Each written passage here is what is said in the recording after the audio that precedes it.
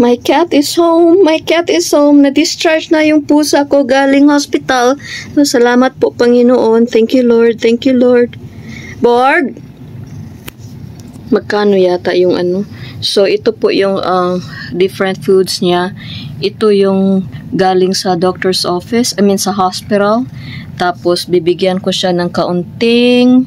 Oh, look at that. Hey! Sorry about the mess. Ito po yung ano namin. Extra bedroom slash storage. Dyan. And slash cat's isolation room.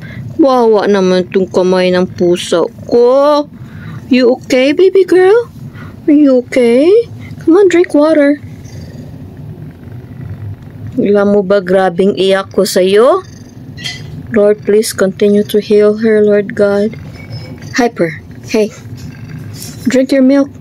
I think naninibaguhan siya kasi 3 to 4 days siya dun sa hospital. So, hindi muna namin siya palabasin dahil sensitive pa siya sa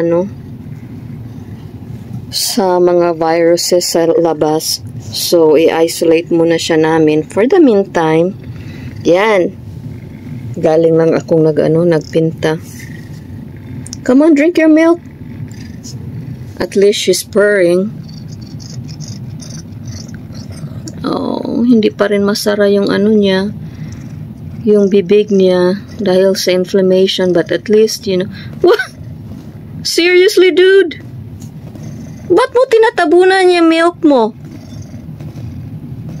Idiot. Okay, I will not call you an idiot. I will not call you names.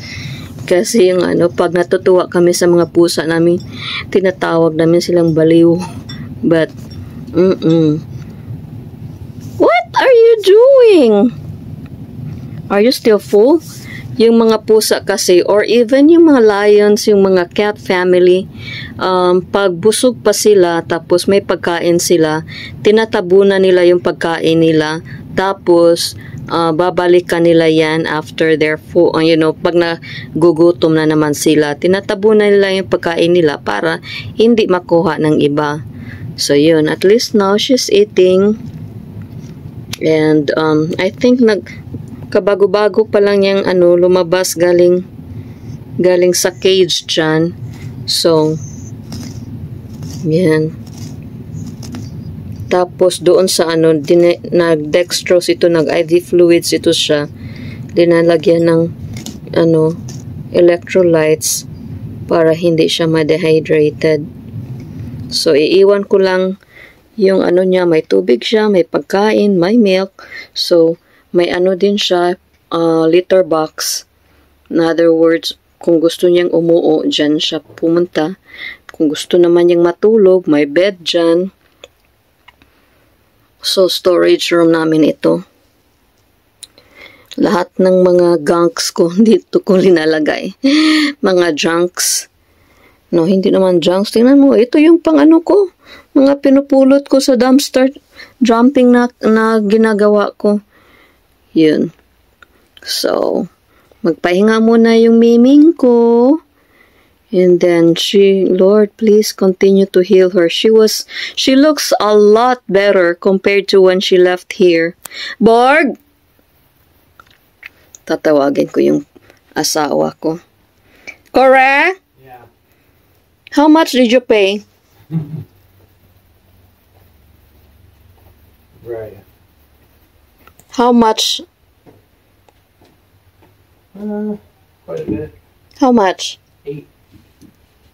800 something? Yeah. Well, she's worth more than that. I know. How much did we initially spend on her before? I don't even... Few weeks ago? It was hundreds, and then the last tests were 600 and something, and then this was like 13 for the stay, so it's like 2,500. 2,500, oh my gosh. In the last month and a half, but... 2,500 po yung nagasto namin. So, how much is that in pesos? Since late June, because we started late June. Yeah. Was the first, I don't know, 100, 125,000 pesos maybe.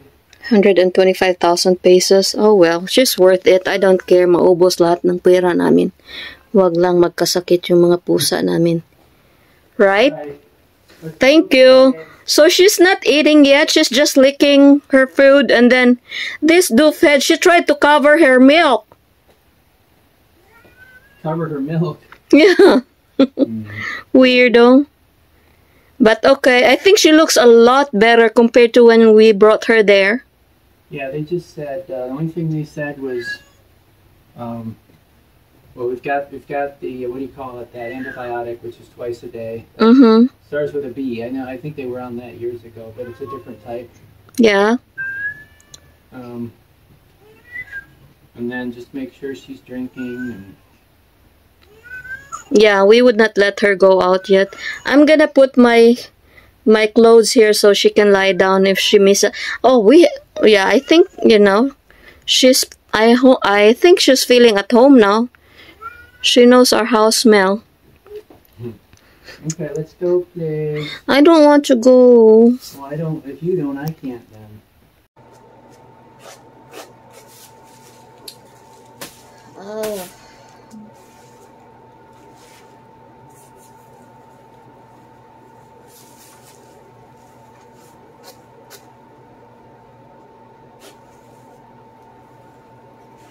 Bored? I destroyed my painting. I don't know if this can be rescued.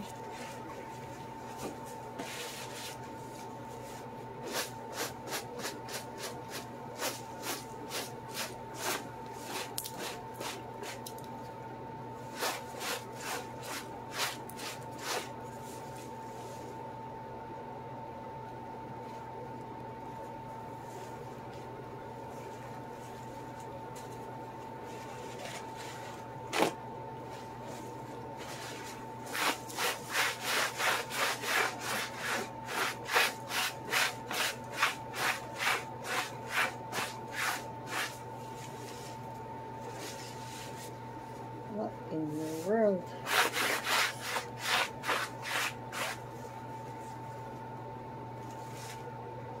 Oh well.